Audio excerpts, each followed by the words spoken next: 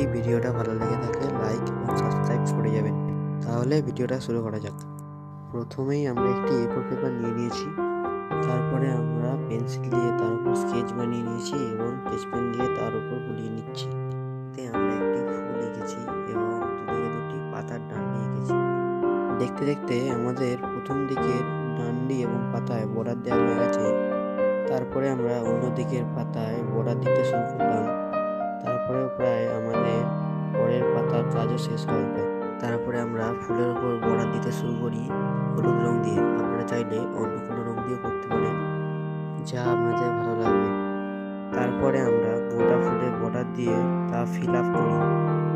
শেষ পর্যন্ত ফুলটা এরকম দেখতে লাগছিল। পরে আমরা ফুলের মাঝখানের অংশে মাটি কালার দিয়ে ফুলের কাজ